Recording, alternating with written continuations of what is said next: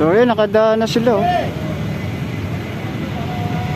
Kaya pala di makadaan kanina kasi sa lubong.